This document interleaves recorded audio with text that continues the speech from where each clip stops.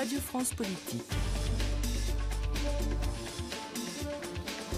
Jean-François Aquili.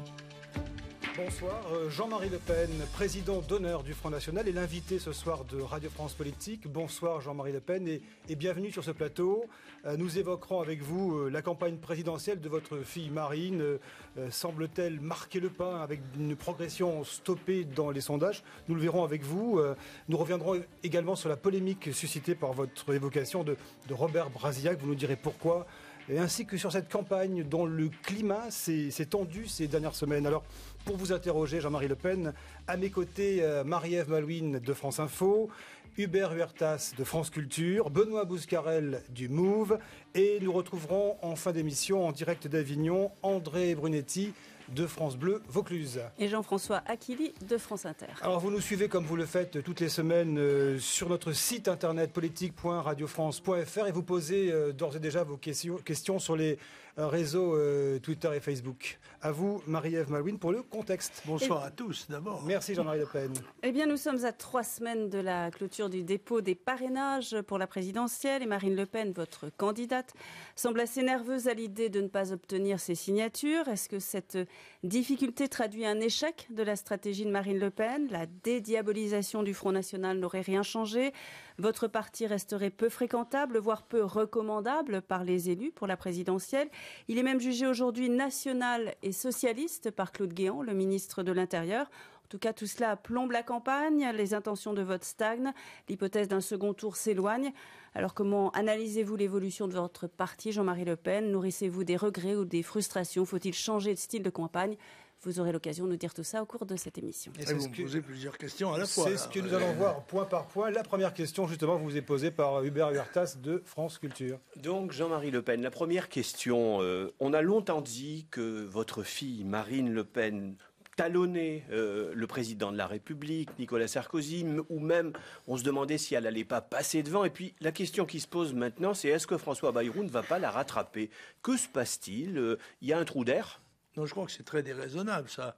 Parce que M. Bayrou, je crois, est à environ dans admettons 10, que j'ai 12, et légèrement Marine Le forcé Pen le trait, est mais le trou d'air, il 17, existe 18, ou pas? c'est pas... Oui, allez, je vous le concède, mais le trou d'air, je vous le concède pas. Alors, il existe ou il n'existe pas? Il y a une campagne électorale avec des rebondissements calculés. Quand M. Sarkozy fait semblant d'être un président candidat pour devenir un candidat président, annonce à grands frais et sur les antennes les mieux dotés qu'il va être enfin candidat, crée le suspense, est évident que on sait très bien que dans la besace sondagique tombent les bulletins mis un peu dans l'univers médiatique. En conséquence, je ne me fais pas beaucoup de soucis à ce propos, d'autant qu'on sait que le résultat du candidat du Front National est toujours minoré. C'est même toujours la surprise du chef, ça. Vous rêvez toujours que votre fille soit présente au second tour? Ah oui, je suis toujours convaincu. Je partage même, vous voyez, une opinion encore plus radicale que celle-là, qui est celle d'un de vos confrères de RMC, qui fait, je crois, le journal de 13 heures, qui a pris le pari public que Marine Le Pen sera en tête au premier tour. Alors, nous allons bien voir, parce qu'il peut se produire beaucoup de choses, et vous savez comme moi que l'événement joue un grand rôle dans la période électorale, laquelle va durer encore plusieurs semaines. Mais qu'est-ce qui se passe? Parce que sa campagne a tout de même évolué. Elle avait commencé pendant plusieurs mois avec une dominante sur l'économie. Or, semble-t-il, et pas seulement semble-t-il, parce qu'on le constate, on l'entend, elle revient aux fondamentaux, à vos fondamentaux. Ah oui, c'est ainsi que, par exemple, elle a consacré son discours d'aujourd'hui à Châteauroux à l'univers rural. Je sais bien que c'est un des fondamentaux du Front National, et il en a plusieurs comme ça, mais je crois qu'elle n'a pas encore, et que ni elle, ni ses adversaires... Vous n'avez pas entendu parler de polémique sur la viande halal, par exemple? N'ont encore pas allumé les boosters de sa campagne. Parce que Marine Le Pen, à la différence des autres candidats, elle a des boosters. C'est-à-dire ce sont des éléments de la fusée qu'on allume que pour lui donner l'accélération finale. Or, en effet, elle est entrée dans le débat qui était le débat imposé en quelque sorte par la crise, qui était le débat économique et social, et elle a montré qu'elle était tout à fait capable de tenir sa place. Cela étant, elle n'avait pas besoin de se donner beaucoup de mal, puisqu'aussi bien qu'elle ait présenté un programme et qu'elle ne l'ait pas présenté, comme les gens qui la critiquent ne l'ont pas lu, quoi qu'il en soit, par conséquent, ça n'a pas beaucoup d'importance. Mais elle a présenté un programme sérieux, un programme qu'elle est prête à discuter, et qui ne l'a pas encore été par des gens compétents et honnêtes. Jean-Marie Le Pen, est-ce que vous n'êtes pas un peu victime, en termes électoraux, de l'entrée en piste, on va dire, officielle de Nicolas Sarkozy, qui a mis, on l'a vu, la barre très à droite avec des fondamentaux, responsabilité, autorité, en jouant le peuple contre les élites, en se présentant comme le candidat du peuple. Est-ce que vous souffrez de cette concurrence ? C'est une concurrence banale, si j'ose dire. Et puis, je dois dire qu'avec le bilan qui est le sien, et au regard duquel, à travers lequel on doit quand même juger ses promesses, parce que les promesses des autres candidats, à la rigueur, on est forcé de leur faire confiance, ils n'ont jamais exercé le pouvoir avant. Mais celui-là, il a exercé le pouvoir. On peut comparer ses promesses d'aujourd'hui avec ses promesses de 2007 et s'apercevoir que, pour la plupart, des promesses de 2007, elles n'ont pas été tenues. C'est ainsi, par exemple, qu'il sort l'histoire du référendum. Alors que le référendum sur l'Europe, il l'a piétiné, il l'a trahi. Celui-ci avait été rejeté par 54% des Français. Lui a magouillé le coup de telle manière qu'on pouvait le faire passer avec l'accord des godillots de l'Assemblée nationale. Bon, c'est un exemple, mais il y en a beaucoup d'autres. Jean-Marie Le Pen, vous avez parlé tout à l'heure des boosters qui vont s'allumer pour la campagne de votre fille. Vous situez ça quand ? Est-ce que vous allez les allumer ? Et puis, c'est quoi des boosters ? C'est des arguments inattendus de la part du Front National ? Ce sont des thèmes. Et alors, vous me parlez des fondamentaux du Front National. Bon, il a toujours été reconnu au Front National, en limitant son influence et son audience, qu'il avait deux sujets sur lesquels il était imbattable et même incomparable, c'était l'immigration et l'insécurité. Pour l'instant, on n'est pas encore entré dans ces débats-là. Mais je pense que quand on va y entrer et qu'on va sortir les chiffres de la réalité, eh bien, je crois que ça va créer un certain événement. Et il va y avoir débat, il va y avoir contestation, il va y avoir comparaison des promesses et des résultats, comparaison de l'évolution des phénomènes pendant, par exemple, les 5 ans de M. Sarkozy. Et là, vous allez voir que ça va causer quand même quelques dégâts collatéraux. Et là, vous allez attaquer spécialement Nicolas Sarkozy sur son bilan, donc en matière d'insécurité et d'immigration. On attaque bien évidemment le candidat Sarkozy parce qu'il est le président sortant. Il est le seul qui a en quelque sorte un acquis, si j'ose dire. M. Hollande, c'est un candidat de substitution.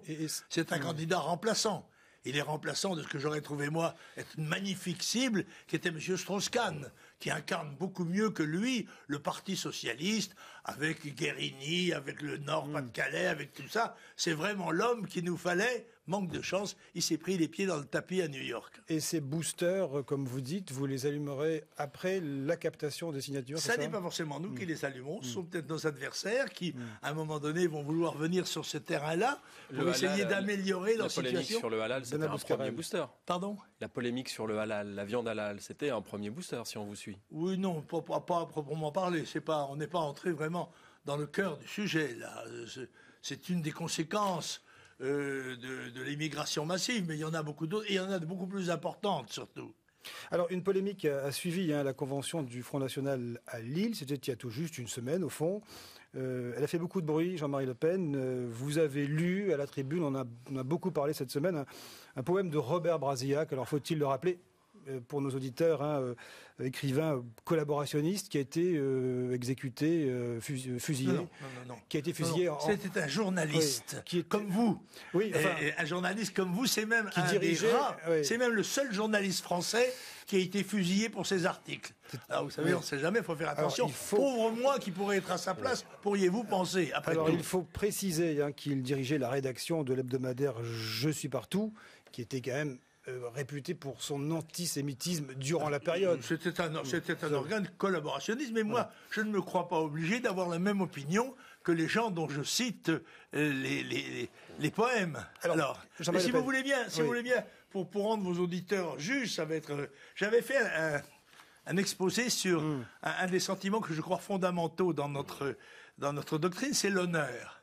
Et j'ai conclu par un poème sur l'honneur. un poème de Brasillac. Au berceau de vous l'enfant allez honneur, nous le lire. on a vu 2 fées Allez-y. apporter, Allez-y. 2 présents pour l'enfant honneur. Le courage avec la gaieté. À quoi dit-on à la première sert un présent comme le vôtre? Presque à rien, répond la première, à donner du courage aux autres. L'autre, dit-on à la seconde, n'est-il pas de trop pour l'honneur? Un enfant, répond la seconde, a toujours besoin d'une fleur. Alors voilà la cause du débat. Vous savez bien. J'ai dit Oui. un poème de Robert Brasillac. Jean-Marie Le Pen, ce n'est pas, je pense pas que ce soit la nature des vers que vous citez Autrement qui dit, est poli- pardon, vous voulez dire, monsieur Akili, que 67 ans après la guerre mondiale, on ne peut pas, sans créer de scandale, citer, même pour un poème, le nom de quelqu'un qui a été fusillé à la Libération en février 45, je vous le rappelle, et pour lequel l'ensemble des auteurs français s'étaient pratiquement mobilisés pour demander sa grâce, ce qui n'a pas été accordé. Jean-Marc, vous saviez ce Pas que vous tous à la faisiez, fois. c'est de la provocation, vous le Benoît saviez. Bouscarel. Et de la provocation, monsieur, voyez-vous, il faut que vous vous convainquiez de quelque chose. Je suis un homme libre, qui ne se laisse imposer aucune contrainte d'aucune sorte, qui n'a peur de personne et qui dit ce qu'il pense. Et comme, à mon âge, je l'ai fait dans la politique pendant 56 ans, je continuerai de le faire jusqu'à ce que le bon Dieu me rappelle la connaissez vérité. Jean-Marie Le conséquences. Pen, vous êtes Bergertas. un homme libre, tout ce que vous venez de dire. Vous êtes également un homme de grande expérience politique. Vous ne pouviez pas ignorer, au moment où vous avez prononcé des vers de Robert Brasillac, que vous feriez scandale. Vous Ah, avez monsieur- donc choisi de faire scandale. Monsieur, je ne- Pour quelle raison, au moment où votre fille, depuis des mois, essayait de faire oublier les affaires de l'an 40 ? Mais écoutez, je ne pouvais pas imaginer Mais si, que 67 mais si, ans vous après la pouviez. guerre, Enfin. la dictature de la Enfin. pensée unique résistentialiste, où il y a beaucoup plus de résistentialistes que de vrais résistants Non. d'ailleurs. J'entends parler des gens qui sont nés 30 ans après la guerre, j'entends parler des gens dont le papa était probablement caché sous son lit. Alors moi je vais vous dire quelque chose. Moi mon père est mort en 42, mort pour la France. Moi à 14 ans, j'ai pris la charge du fusil Lebel qu'il avait amené en 40, avant l'appel du général de Gaulle. Nous n'avons pas attendu, nous, pour nous opposer à l'armée allemande, que le général de Gaulle nous appelle de Londres. Et la détention de cela, pour ma mère et moi, signifiait la peine de mort. Par conséquent, je ne reçois pas de leçons de résistance mais- de personne, et en tout cas pas de gens qui n'ont résisté à rien du tout.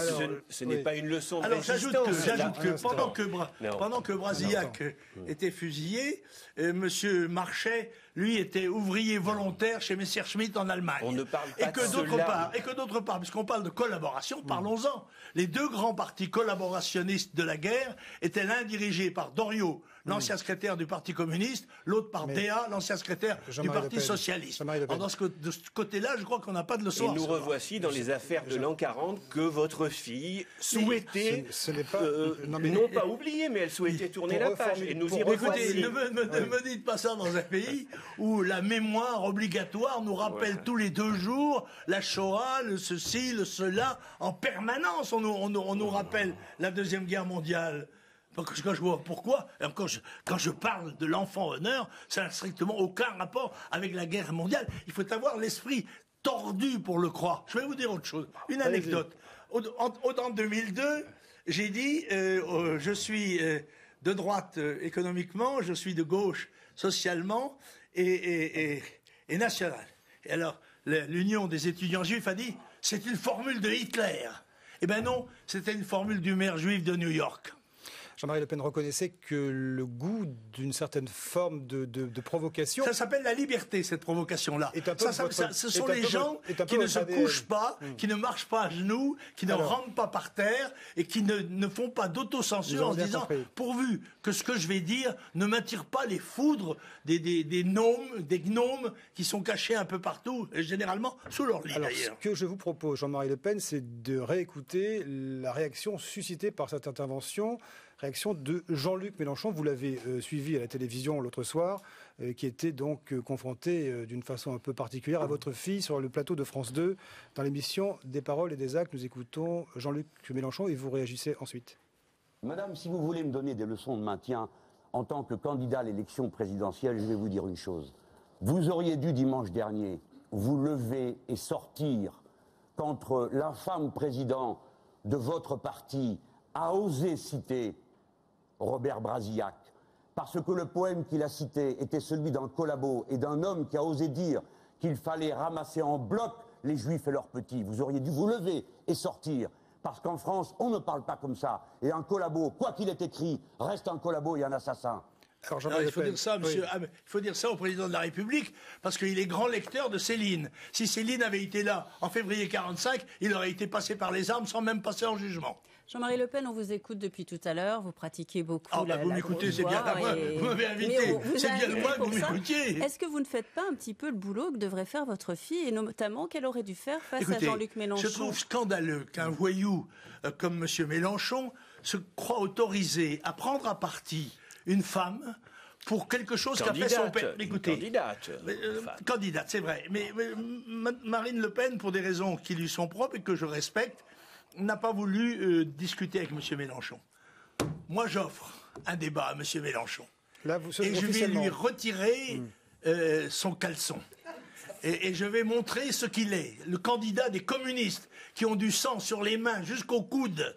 Voilà ce qu'est M. Mélenchon, qui entre-temps a été pendant 30 ans un gros sénateur dont on n'a jamais entendu parler d'ailleurs. Donc vous restez le numéro 1, quelque part. Pardon ? Vous restez le numéro 1 du Front National, ce que votre fille n'a pas souhaité faire. Quand il s'agit de défendre la liberté, et surtout la mienne, là, vous pouvez. Je suis numéro 1. Donc, mais ça veut dire qu'il y a une faiblesse du côté de votre fille. Pardon ? Ça veut dire qu'il y a une faiblesse du côté de votre fille dans cette campagne. Mais pourquoi croyez-vous que ce soit une faiblesse ? Vous pensez que les gens qui sont témoins de notre débat de ce soir prennent la position de M. Bernard-Henri Lévy sur le sujet ou de M. Mélenchon ? Vous allez voir ça aux élections. Vous allez le voir. Qu'est-ce que vous auriez fait, vous, Jean-Marie Le Pen, sur le plateau de France 2 ? Vous auriez refusé le débat comme l'a fait Marine Le Pen ou vous auriez Je ne suis pas Marine Le Pen. Marine Le Pen a refusé de parler à M. Mélenchon, d'abord parce que Antenne 2 le lui avait imposé. Ensuite parce que M. Mélenchon l'a insulté comme il le fait, naturellement, normalement. Bon, c'est sa manière de s'exprimer. Alors moi, je dis à M. Mélenchon, qui n'est pas les pudeurs de ma fille, j'attends M. Mélenchon dans un débat, où il veut, quand il veut. Nous allons l'organiser. Très bien, voilà une excellente initiative. Et M. Mélenchon, on verra bien ce qu'il dira à ce que j'ai à lui dire. Pourquoi vous dites voyou ? Vous l'avez appelé le voyou ? Parce que ce sont des méthodes de voyou. C'est ça, prendre à partie une candidate au sujet de ce qu'a dit son père, c'est une méthode de voyou. C'était un débat. Elle vous a déçu en refusant le débat ? Alors, autrement dit, le débat est libre. Oui. Il est libre, sauf pour Le Pen, si je comprends bien. Pourquoi elle était en face de lui ? Il y avait un débat tout à fait normal qui était organisé à la télévision. Je vous propose, moi je lui propose mieux que ça. D'accord. On déballe tout. Déballe tout, le trotskisme, le Sénat, le socialisme, le communisme et tout. On va pouvoir parler librement et éclairer des gens sur Mélenchon. Les gens ne savent pas très bien qui c'est. Brasillac non plus d'ailleurs. L'avantage des débats, y compris des débats conflictuels, c'est d'apprendre aux gens un certain nombre de choses. Je pense qu'après ça, il y a un certain nombre de gens qui liront les poèmes de Fresne, par exemple. Ils sont très beaux. Je pense que vous allez nous apprendre des choses aussi sur le national-socialisme, puisque Claude Guéant a déclaré aujourd'hui « Le FN n'est pas un parti républicain de mon point de vue, c'est un parti qui est nationaliste et socialiste ». Bah oui, mais c'est pas nous qui avons ces initiales-là. NS. C'est Nicolas Sarkozy, c'est pas le Front National, ni Jean-Marie Le Pen. Louis Alliot demande sa démission, c'est excessif. Louis Alliot demande la démission de Claude Guéant suite à ses propos. C'est Guéant ou Guénaud qui a dit ça ? C'est Guéant. Oui, mais Guéant, c'est un haut fonctionnaire. Nous sommes dans une république où, faute d'hommes politiques d'une certaine dimension et d'une certaine culture, le président de la République est obligé de sortir de ses caisses un certain nombre de hauts fonctionnaires rompus à l'étude d'un certain nombre de sujets, en particulier des sujets du ministère de l'Intérieur, pour défendre sa politique. Là encore, moi je suis prêt à rencontrer M. Guéant où il veut, quand il veut. La démission de Guéant, que demande M. Alliot, vous en faites l'écho, vous la demandez aussi ? Écoutez, vous me l'apprenez, c'est une initiative que je mûris dans ma tête, si vous permettez. Alors Jean-Marie Le Pen, avant de laisser la parole à notre ami Benoît Bousquerel de la radio Le Move pour quelques minutes, une question toute simple qu'on a envie de vous poser à chaque fois que l'on vous rencontre. Est-ce que oui ou non, vous avez vos fameux 500 parrainages ? Où en êtes-vous ? Eh bien non, je crois que nous ne les avons pas encore. Mais nous ne sommes pas les seuls dans cette situation. Et cette situation n'a strictement rien à voir avec l'admissibilité de Marine Le Pen dans l'univers politique français. La plupart des candidats se sont retirés parce qu'ils n'en avaient pas la possibilité. J'ai entendu tout à l'heure Monsieur Villepin dire qu'il ne les avait pas non plus. Je pense que j'ai entendu Monsieur Besancenot dire que Monsieur Poutou ne les avait pas non plus. Par conséquent, il y a là une attitude très compréhensible des maires qui ne veulent plus jouer ce jeu, dont on leur dit d'ailleurs qu'il sera réformé à chaque élection, et il ne l'est jamais. Pourquoi ? Parce que c'est un levier de puissance des pouvoirs des grands partis politiques sur les plus petits. C'est eux qui dirigent l'opération. Et je dois dire que ça ne m'a pas étonné d'un organisme présidé par M. Debré qui a déclaré que c'était conforme à la transparence que de publier les noms des gens qui avaient présenté les candidats. Pourquoi pas aussi le nom des électeurs. On votera comme ça, comme le souhaiterait sans doute M. Mélenchon, avec le bulletin à la main. Quel serait le bon système, Jean-Marie Le Pen? La suppression de la publicité au journal officiel, c'est tout? C'est tout ce que vous réclamez, finalement? Moi, je réclame ça. Il n'y aurait pas de problème. Moi, ça ne me gêne pas. Mais je crois que ça gêne beaucoup les maires qui estiment qu'ils sont l'objet, ou qu'ils peuvent être l'objet de représailles à tous les niveaux, et y compris d'ailleurs de la part du Parti communiste cher à M. Mélenchon, y compris les violences physiques, n'est-ce pas, les agressions qui suivent quelquefois les élections, mais aussi parce qu'il y a le problème de les communautés de communes qui met toutes les petites mairies sous la coupe des grandes villes. Et les gens craignent. Il y a aussi les conseils généraux, les conseils, comment dirais-je, régionaux, qui donnent des subventions. Et les gens qui se marquent pour un candidat d'opposition, ceux-là sont mis à l'index. Combien est-ce qu'il vous manque de promesses de Je ne sais pas. Je ne tiens pas comptabilité de ça. J'essaye de me battre pour, à la mesure de mes moyens, pour essayer de remplir la...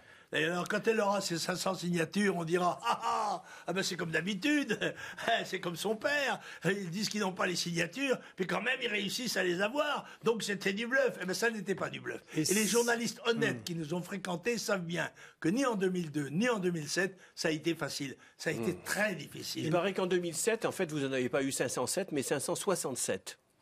Celle qui arrive je ne sais pas qui vous a dit ça. Je l'ai lu dans un média. Méfiez-vous de croire ce que vous lisez. Bon. Jean-Marie Le Pen, si vous n'avez, ce sera vérifié. Imaginons un instant, vous n'obtenez pas ces signatures, que se passe-t-il? Ça serait terrible. Ça serait terrible. Et ça serait terrible pour tout le monde, y compris pour l'image de la France dans le monde, y compris pour la stabilité de la République elle-même, y compris pour sa crédibilité, parce qu'on sait bien qu'il y a que notre démocratie n'est pas parfaite, mais enfin tout bien compté, après tout, on s'en contente. Mais ça, c'est quelque chose de grave, qu'un candidat ayant 15 ou 20% des voix soit empêché de se présenter pour une raison administrative, strictement sans rapport avec la politique, puisqu'on nous dit que c'est une démarche administrative, dont le but était d'écarter les candidats farfelus, les candidats fantaisistes. Le moins qu'on puisse dire est que Marine Le Pen n'est pas un candidat fantaisiste. Et cependant, la règle y serait appliquée. Enfin, bon, j'espère qu'il y a dans notre pays encore suffisamment de maires courageux et démocrates pour faire le geste même, et surtout s'ils ne pensent pas comme Marine Le Pen, pour lui donner non pas le parrainage, car c'est pas un parrainage, mais la présentation. Est-ce que vous donnerez une consigne de vote? Pardon? Vous donnerez une consigne de vote? Je ne sais pas encore, moi, mais c'est pas moi. Moi, je ne suis pas le président du Front National. Mais le Front National, je ne suis pas le candidat. Non. Mais je donnerai mon avis au moment où la question sera débattue. Votre avis est que il faudra donner ou ne pas donner une consigne de vote pour le cas dramatique que vous évoquez. Présidentielle, si vous n'avez pas les 500 signatures. Je ne sais pas encore ce que nous ferons, mais je vous en avertirai en temps utile, c'est sûr. Mais il y aura sans doute des réactions à ce niveau-là. Et il y aura, je pense que dans ce cas-là, on pourra pronostiquer que M. Sarkozy serait certainement battu. Vous écoutez... Mais il y a surtout les élections législatives qui suivent, où il y a un certain nombre de maires qui sont candidats, et quelquefois dans des situations très difficiles. Vous leur promettez des triangulaires, c'est ça? Comment? Vous leur promettez des triangulaires sévères? Des triangulaires, ou même des comment dit-on, des binoculaires. Des duels. Vous écoutez Radio France Politique, il est 18h34.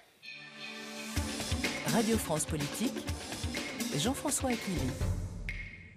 Alors Jean-Marie Le Pen, c'est notre séquence dédiée au MOVE, la radio jeune de Radio France, avec vous, Benoît Mouscarelli. Oui, la semaine a été marquée par de violents affrontements sur l'île de la Réunion, plusieurs nuits d'émeutes, 230 interpellations et finalement un accord en cours de finalisation. Les prix de 40 produits seront gelés, le litre d'essence va baisser de 8 centimes. Écoutez les réactions de ces quelques Réunionnais qui protestaient contre la vie chère. Pour moi, c'est de la poudre aux yeux, quoi. C'est tout. C'est une grosse insulte, vraiment. On prend vraiment créole pour couillon. Il est vrai que la ville est un peu dure, surtout qu'on a plein de choses qui augmentent, les produits alimentaires, le gasoil, tout ça. Sauf les salaires, ils restent pareils. Et oui, la vie est dure, parce que nous, avec un petit bébé qui va arriver, on a bien 2 salaires, mais on a du mal à joindre les 2 bouts, quoi. Des propos recueillis par Bruno Cansemi de Réunion Première. Alors Jean-Marie Le Pen, d'abord, un mot sur ces manifestations, sur ces violences. On ne vous a pas entendu là-dessus. Et puis, votre avis sur l'accord. J'aime mieux ces termes-là que les termes d'émeute. Il faut garder aux choses tout de même c'était des violences, les qualificatifs qui s'imposent, parce qu'il n'y a pas, Dieu merci, pas eu de mort. J'espère qu'il n'en aura pas et que ça s'arrêtera. Mais je comprends la colère de ces populations qui se trouvent confrontées à une vie chère, exceptionnelle, dirais-je, et qui est liée en effet, à l'éloignement de ces îles de la métropole, à la nécessité d'importer une grande partie des produits que l'on consomme. Et ça pose un véritable problème. Je crois que Marine, qui a été faire un voyage récent là, a proposé la suppression de l'octroi de mer, déjà, et un certain nombre de propositions, en effet, qui ont été esquissées par le préfet. Alors, elle propose à la fois la suppression de l'octroi de mer et la création d'une taxe sur les importations. C'est pas contradictoire ? Je ne sais pas. Je ne connais pas suffisamment le dossier pour vous donner mon avis sur le sujet. D'accord. Qu'est-ce qu'il faut faire pour la Réunion ? Il faut augmenter les salaires ou alors cette suppression de l'octroi de mer, ça peut être une solution ? Je crois qu'il faut essayer que la population ait accès à ces produits au prix où on les a à égalité de salaire chez nous, si vous voulez. Donc il faut essayer d'égaliser les chances et de combler les déficits qu'il y a entre ces populations îliennes et d'outre-mer très éloignées de la France métropolitaine et puis la métropole elle-même. Parmi ces propositions phares à Marine Le Pen, 200 € net de plus pour SMIC 1,4, enfin jusqu'à SMIC 1,4. Elle trouve l'argent comment ? Oui, elle l'a dit, par une taxe de 3% sur les importations. Ouais. Oui, je crois qu'elle a justifié cela assez longuement. C'est une mesure technique dont je crois qu'on peut se passer de débattre ici entre nous, parce qu'elle s'en est expliquée à plusieurs reprises, de manière très performante. Ça risque pas de pénaliser les industries locales, parce que la Réunion, et d'ailleurs c'est le cas aussi pour tous les territoires d'outre-mer, a besoin d'une industrie et d'une industrie alimentaire locale, justement. Vous savez comme moi qu'il y a dans ces îles un problème d'emploi, un problème de chômage considérable, puisque le chômage en particulier des jeunes est de l'ordre de 50 ou 60%. Dans certains quartiers. Bon, et ce qu'il faut, c'est créer des entreprises là-bas, créer une activité qui justifie un gain qui soit convenable. Voilà. Ce n'est pas simple, mais on ne s'en est pas beaucoup occupé, il faut bien dire. C'était M. Michel Debré, c'était le père de l'actuel Debré, qui était député de la Réunion autrefois. Il n'avait pas prévu les choses. Il faut aussi des infrastructures, notamment au niveau des transports. Ça, c'est pas du tout prévu. C'est pas du tout prévu dans le programme du Front National. Il y a un gros problème de transport public à la Réunion. Ça touche tout le monde. Le problème est partout. D'ailleurs, Marine Le Pen en a parlé beaucoup aujourd'hui. Le problème des transports dans les zones rurales, on pourrait considérer qu'après tout, ces îles sont des zones ultra-rurales. On pourrait en dire en même temps qu'ultramarines. Et en effet, je crois qu'il y a une nécessité d'engagement de l'État pour essayer d'égaliser les chances des citoyens à l'égard de la consommation. Encore une question, Benoît ? Oui, on retourne en métropole. L'association Assez le Feu a ouvert cette semaine un ministère de la crise des banlieues dans un immeuble du 4e arrondissement de Paris. Pas mal de candidats s'y sont succédés. Il n'y a pas eu de représentants du Front National à ma connaissance. Pourquoi ? Est-ce qu'elle a été invitée ? Oui. Parce que vous savez que généralement, Marine Le Pen n'est pas invitée. Non, là, elle l'était. Elle n'a pas été invitée par les syndicats ouvriers. qui ne représente pas grand-chose, c'est vrai, mais qui existe quand même. Et elle n'a pas été invitée par le MEDEF, qui est le syndicat patronal. Ça ne m'étonne pas du tout. Là, elle a la même attitude que la CGT, bien sûr. Elle était attendue, elle n'y est pas allée, il n'y a pas eu de représentant du Front Écoutez, National. Je ne suis pas au courant, je ne savais pas. Mais enfin, elle ne peut pas être partout non plus, bien évidemment. Et puis, cette initiative privée ne peut pas s'attendre à ce que les gens se précipitent sur simple convocation à sa demande. Voilà. Puis, nous pensons, Marine Le Pen a parlé de ça cet après-midi, d'ailleurs. Il y a certes un problème des banlieues, mais en France, il n'y a pas qu'un problème des banlieues. Il y a aussi le problème de toute la ruralité française, où l'on est souvent plus malheureux et on gagne beaucoup moins d'argent qu'on gagne dans les banlieues. Merci Benoît Bouscarel du Move. Alors Jean-Marie Le Pen, le Front National, c'est dans le programme de Marine Le Pen, candidate à l'élection présidentielle, envisage de supprimer les allocations familiales pour les étrangers.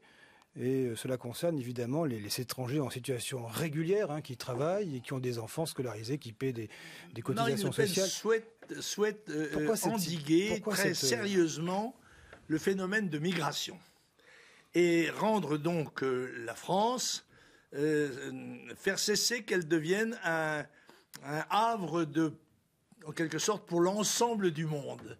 Elle souhaite décourager les gens qui souhaiteraient venir chez nous en leur disant « Ne venez pas chez nous parce que les avantages sociaux que vous pouvez espérer, vous ne les aurez plus. » Voilà, c'est clair. Nous avons une optique nationale, de priorité nationale, qui fait que, surtout dans la période de crise que nous traversons, nous consacrerons nos moyens, si possible, à nos propres ressortissants, à nos propres citoyens. Donc, les Français auront une priorité nationale dans ce domaine-là, comme dans d'autres, et il me paraît que la société, l'État français, a plus d'intérêt à subventionner, si j'ose dire, la naissance de petits Français que de petits étrangers en France. Mais Jean-Marie Le Pen, lutter contre l'immigration clandestine est nécessaire mais c'est pas seulement l'immigration clandestine. Dans tous les pays du monde, mais faire des étrangers en situation régulière et qui travaillent sur notre sol une sous-population, Ils ne sont pas obligés de rester. Ça devient un problème. Ils ne sont pas obligés de rester. Ils sont libres. S'ils trouvent avantage à être dans notre pays, eh bien, ils y restent pour différentes raisons. S'ils n'y trouvent pas avantage, ils retournent chez eux. Voilà, c'est ce qui se faisait d'ailleurs avant 1974. Vous imaginez l'impact de l'image de la France? Je pense que ça a un impact en effet considérable. Marine Le Pen prend le chiffre de M. Sarkozy. M. Sarkozy a laissé entrer légalement 1 million d'étrangers en 5 ans. Bon, 200 000 par an. Marine Le Pen propose de ramener ce chiffre de 200 000 à 10 000 par an. En effet, c'est drastique. Et ceci est compris par tout le monde, y compris, d'ailleurs, je tiens à vous le dire, par les Français d'origine étrangère, qui voient bien que, avec ce qui se passe dans le monde, mais ça nécessiterait un développement un peu plus important, mais dont la Réunion est une illustration, c'est que le monde est en voie d'appauvrissement, puisque le nombre de bouches à nourrir ne correspond pas, à 7 milliards d'habitants, ne correspond pas à l'évolution de la capacité du monde à les nourrir. Par conséquent, ce genre d'événement va se produire partout dans le monde et il est probablement responsable de ce qu'on a appelé le printemps arabe, beaucoup plus que l'aspiration à la démocratie. Toujours dans votre programme, Jean-Marie Le Pen, pardonnez-moi, la question a été posée à votre fille l'autre soir sur France 2, elle n'y a pas vraiment répondu, sur la sortie de l'euro et la nécessaire, elle est dans votre programme, selon vous, d'évaluation du franc. Comment est-ce que vous empêcheriez la fuite des capitaux français, de l'épargne, en cas de passage à une monnaie plus ancienne et une dévaluation? Voyez-vous ça c'est le titre de notre journal. Vous brandissez un document pour ceux qui nous écoutent. Oui. Il y a 10 ans, quand l'euro s'est constitué, nous avons annoncé qu'il allait s'effondrer, que l'euro n'était pas possible dans un ensemble d'États qui n'avaient pas le même niveau d'évolution économique. Et par conséquent, ce que nous avons annoncé est en train de se produire. Les gens en place sont en train d'essayer de sauver l'euro à tout prix, surtout avant les élections, n'est-ce pas? Et de dire c'est le dernier mur, si on ne passe pas ça, alors c'est que la catastrophe, on va tous mourir. Non, ce n'est pas vrai. L'euro va disparaître, mais moi je souhaite, ce que propose Marine, c'est qu'avant la catastrophe, avant que la débâcle de l'euro, on s'organise avec un certain nombre d'États pour en sortir, après l'avoir d'ailleurs dévalué avant d'en sortir. Mais ça, c'est quand même de la technique financière et je vous signale quand même que c'est l'avis de 80% des économistes. Est-ce que vous avez chiffré le coût de cette sortie de l'euro et du passage au franc dans la vie quotidienne des Français? Oui, je crois que ça a été évalué à 15%, 15 ou 20%, je crois. Seulement 15 ou 20% En revanche, 15 ou 20% en de revanche, quoi? ça redonne des chances de progrès économique, c'est des chances de croissance. Car il faut tout de même noter que l'Euroland, la zone euro, est la zone du monde où la croissance est la plus faible, voire même négative. Par conséquent, ce qui nous avait été vendu il y a 10 ans comme une promesse de prospérité, c'est avéré être une promesse flouée. Ce 15 ou 20%, c'est 15 ou 20% de perte de niveau de vie, c'est 15 ou 20% de quoi? Non, c'est 15 ou 20%, mais c'est très compliqué parce que vous savez, en effet, si on évalue, on libère quand même des possibilités pour nos entreprises d'exportation. On peut exporter plus facilement. Par conséquent... Mais pour l'immédiat, on va acheter de l'essence avec un franc qui ne vaut pas... Oui, 80%. Une grande partie du prix de l'essence est composée par les taxes de l'État. Par conséquent, un État national qui se respecte ferait peser plutôt sur une réduction de ses demandes plutôt que... Ce qui veut dire qu'il va y avoir une grosse perte pour l'État et que l'État devra compenser. Vous savez... n'importe comment, nous savons que le pétrole va augmenter, que son augmentation est pratiquement inéluctable, et que elle a été annoncée par le président de Total, qui nous a dit, voilà, c'est très simple, elle sera à 2 euros le litre. Et attendez, s'il y avait un incident dans le détroit d'Ormuz, elle serait à 10 euros le litre. Et là, l'économie s'arrêterait. Et ça, c'est quelque chose qui nous pend peut-être au nez comme un sifflet de dessous. Alors justement, la transition est toute trouvée, Jean-Marie Le Pen, pour évoquer en quelques mots la situation internationale. Tout d'abord, ce qui se passe en Syrie. Est-ce que vous condamnez les massacres qui sont perpétrés actuellement en Syrie? Faut-il, selon vous, un départ de Bachar el-Assad? Je suis frappé par le parti pris des médias français sur cette histoire de la Syrie. Je tiens tout de suite à vous dire que je ne connais pas M. Assad. Moi, je ne l'ai jamais reçu à Paris, pas plus que je n'ai reçu M. Kadhafi. Mais enfin, les gens qui les ont reçus ont peut-être quelques responsabilités. Mais je vois les images des bombardements. Je vois un obus toutes les minutes, tous les 2 minutes. Il y a quand même 30 secondes sur Tokyo. 30 secondes sur Tokyo. 100 000 civils tués. 30 secondes. Nagasaki, Hiroshima, 80 000 morts civils. Dresde, 200 000 morts civils. Par conséquent, les gens qui ont fait ces bombardements de population civile devraient se taire quand ils parlent de M. Assad et qu'ils parlent de 6 000 morts en 6 mois. Pardon ? Mais vous voulez dire que c'est peu, 6 000 morts en 6 mois ? Comment je peux faire des comparaisons ? Il y a des gens qui condamnent. Des gens qui condamnent. Il faudrait que les gens qui aient condamné aient les mains propres. Or, ils ont les mains beaucoup plus sanglantes. Marseille, monsieur, Marseille. 5 000 morts le même jour par un bombardement. Des 5 000 civils tués à Marseille. Est-ce que M. Assad est condamnable ou pas? Bon, en dehors du fait que d'autres pourraient l'être auparavant. M. Assad est aux prises avec une guerre civile. Parce que je sais qu'il ne tue que des civils, mais je ne sais pas qui tue ces soldats. Alors, ça doit être le hasard, la malchance. On a l'impression que vous le défendez, là. Je défends la vérité, monsieur. Moi, je suis un homme. On a l'impression que, en défendant la vérité, vous défendez M. Assad. On m'a fait le même reproche en Libye, quand l'armée française s'est vantée d'avoir fait 10 000 sorties militaires contre les armées de Kadhafi. Le résultat, nous l'avons. La première déclaration du responsable nouveau, c'est qu'on va établir la charia. L'anarchie règne dans le pays, la torture est de règle. Voilà ce que M. Bernard-Henri Lévy et M. Sarkozy ont fait. Et M. Juppé... Vous regrettez M. Kadhafi ?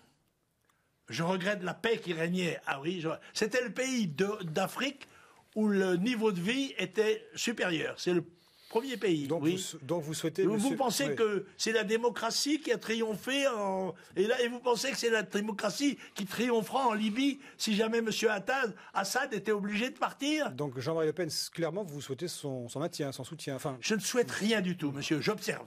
Je suis neutre. On a l'impression, à vous écouter, quand même. Infiniment, mon opinion est liée au sentiment que j'ai de la vérité. Et quand je vois des campagnes de propagande, eh bien, je me défie. Je compare ce que dit la propagande et ce que je vois moi-même. ce que je peux contrôler moi-même, les informations qui me parviennent. Et elles ne sont pas parallèles, voyez-vous. Par conséquent, je conserve ma liberté, à moins que vous ne me disiez, Monsieur Le Pen, vous avez encore dérapé, vous devez condamner Assad. C'est pas possible, c'est impossible, il faut condamner Assad. On essaie simplement de comprendre votre point de vue.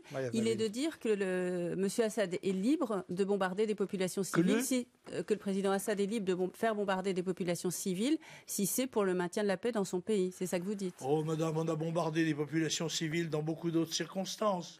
Ne serait-ce que la commune, vous voyez, je vous parle de celle-là dans notre pays. On a fusillé 30 000 civils insurgés. C'est une question à laquelle vous voulez pas répondre. Ça n'a jamais rien à voir. Ce qui se passe aujourd'hui, ça n'a rien à voir avec la commune. Racontez-nous ce qui se passe aujourd'hui.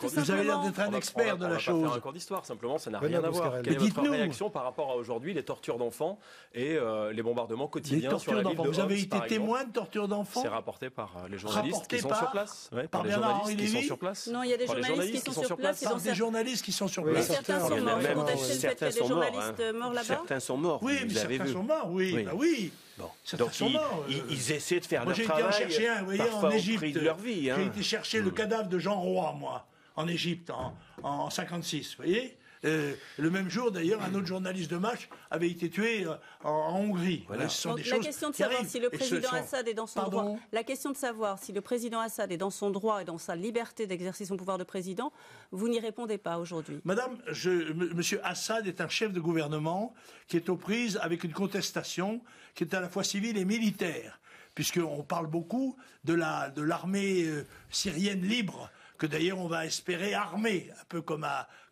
en Libye, voilà.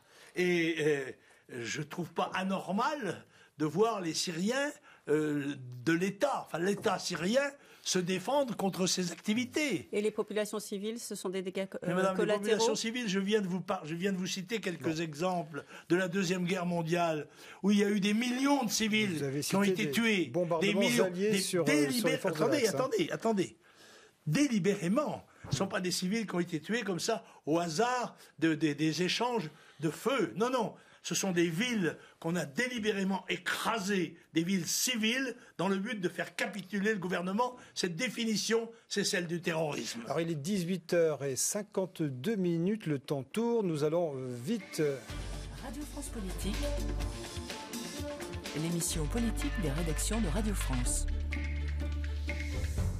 Rejoindre Jean-Marie Le Pen, les studios de France Bleu Vaucluse. France Bleu Vaucluse avec vous, André Brunetti. Vous êtes en direct avec nous. Bonsoir André. Bonsoir Jean-François. Heureux de vous retrouver ce soir. Vous avez la parole, la main pour 6 minutes. C'est parti. D'abord une question à Monsieur Le Pen, qui est le président d'honneur du Front National. Est-ce que vous avez l'impression d'aider votre fille ? Est-ce que vous avez l'impression d'aider votre fille quand vous faites de l'humour sur les valses de Strauss en Cannes, quand vous citez Brasillac ou quand vous parlez de cette façon du président syrien?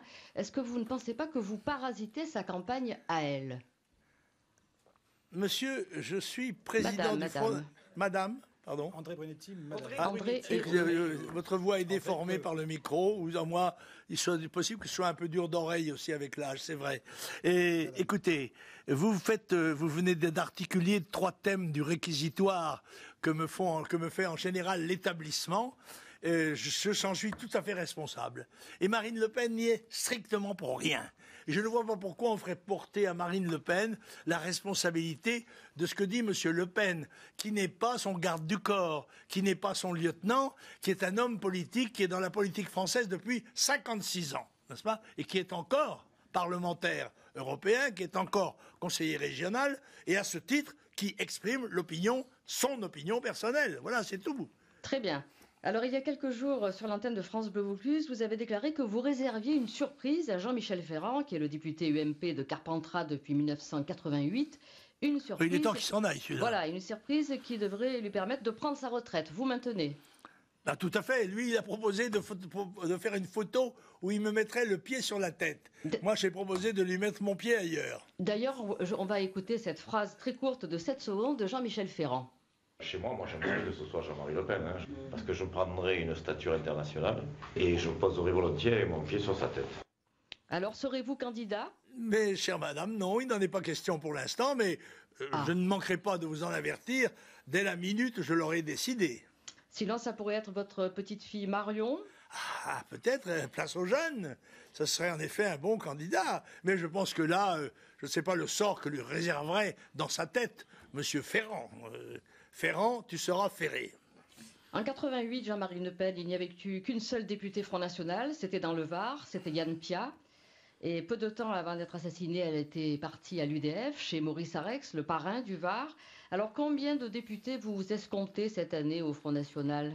Écoutez, en PACA, c'est une région que je connais, c'est celle que vous connaissez bien aussi, il y a 36 députés UMP sur 40. Alors je pense là qu'il y a matière à une chasse fructueuse. Le gibier ne manque pas. Néanmoins, sur les 36 600 communes de France, il y avait eu 4 grandes villes du Sud seulement, pourrais-je dire, qui ont eu les affaires entre leurs mains grâce au Front National. C'était à l'époque Marignane, Vitrolles, Toulon et Orange. Le seul qui s'en est plutôt mieux sorti que les autres, c'est le maire d'Orange, Jacques Bompard, mais il a claqué la porte du Front National. Oui, ils m'ont tous trahi, c'est vrai, ça j'ai l'habitude. Bon, c'est tout. C'est tout ce que vous... Qu'est-ce que vous voulez que je vous dise de plus? Non, mais parce que vous pourriez avoir d'autres envies... Ce sont des gens qui ne devaient pas avoir de grandes capacités. La preuve, c'est qu'ils m'ont trahi. Y compris Jean-Marie... Ils n'étaient pas meilleurs techniquement que moralement. En tout cas, vous êtes venu les soutenir souvent. Je suis venu, pardon? Vous êtes venu les soutenir souvent, notamment à Toulon, où Jean-Marie Alors écoutez, Chevalier... puisque vous parlez de Toulon, parlons-en. Je n'ai aucune sympathie pour monsieur le maire, l'ex-monsieur maire de Toulon, n'est-ce pas? Mais je dois dire que le trou dans les finances de Toulon, ça n'était pas monsieur le Chevalier, c'était son prédécesseur, UDF. Maurice Arex plus, absolument. Maurice Arex plus Jean-Marie Le Chevalier. Ce n'était pas le Chevalier qui a plutôt rétabli la situation. Oui, mais enfin, le petit Chicago est resté le petit Chicago avec ses braquages, ses trafics en tout genre. Oui, mais attendez, c'est pas le maire qui est chargé de faire le rétablissement de l'ordre dans une ville. Vous savez comme moi que la police nationale a tous les pouvoirs dans ce domaine. Alors, Monsieur Le Pen, est-ce que le Sud reste une zone de conquête pour le Front National, pour toutes les élections qui se profilent? Toute la France, madame, toute la France, le Sud aussi, bien sûr, mais aussi le Nord, aussi l'Est. Nous n'avons pas ne faisons pas de racisme provincial. Nous sommes prêts à conquérir des mandats partout où le peuple voudra bien nous les confier. Merci, Jean-Marie Le Pen. Merci à vous, André Brunetti, en direct des studios de France Bleu, Vaucluse, à Avignon. Alors, le temps a tourné, il est presque l'heure de conclure. Jean-Marie Le Pen, peut-être d'ultimes questions posées sur nos réseaux Twitter et Facebook. Alors, ce sont des questions courtes et des réponses, c'est difficile, hein, mais plus courtes si c'est possible. Alors, sur Radio France Politique, on vous demande quelle place pour Bruno Gollnisch dans cette campagne. On le voit peu. Ah si, la semaine dernière, il était au moins sur 3 antennes différentes. Non, on le voit suffisamment, écoutez, on voit Bruno Gollnisch, ce que je souhaite beaucoup, moi, chaque fois qu'il est invité, mais bien souvent, on ne veut pas l'inviter. Donc vous encouragez les médias à l'inviter? Ah, tout à fait. C'est un garçon de grande qualité. Est-il normal que l'Iran accède à l'arme nucléaire? Je ne sais pas s'il est normal. C'est un pays de l'ONU, n'est-ce pas, hein? Je crois qu'elle n'a pas l'intention d'acquérir l'arme nucléaire, mais de se doter d'une industrie nucléaire. Et j'estime qu'elle en a tout à fait le droit. On ne voit pas pourquoi l'Iran n'aurait pas les mêmes droits que ses voisins. D'ailleurs, il y a des pays qui ont la bombe atomique dans le coin. Hein. Il y a Israël, il y a le Pakistan, l'Inde, la Chine, la Corée du Nord et bien d'autres. Donc il est normal que l'Iran l'ait en parallèle avec Israël? Je ne sais pas, madame. À ma connaissance, le gouvernement iranien nie avoir des intentions militaires. Par conséquent, je m'en tiens à sa déclaration. Voilà, cela étant, je crois que si ça se produisait, il y aurait un phénomène de dissuasion, en fait. On sait bien que c'est l'équilibre de la terreur. Cela étant, il est bien évident que la profusion de l'arme nucléaire dans le monde peut avoir des conséquences absolument dramatiques sur la paix de celui-ci. Et moi, je crois qu'il y a une politique à préconiser. Ce serait le désarmement nucléaire. C'est-à-dire que les pays qui ont des armements nucléaires commencent progressivement à désarmer pour prouver leur désir de paix. Eh bien, c'est cette déclaration curieusement pacifiste de votre part, Jean-Marie Le Pen. Et pourquoi non? Que ça termine cette édition de Radio France Politique. Merci à toutes et à tous de l'avoir suivi. Merci aux équipes techniques radio et télé. Et je vous dis à la semaine prochaine pour une nouvelle édition de Radio France Politique. Merci.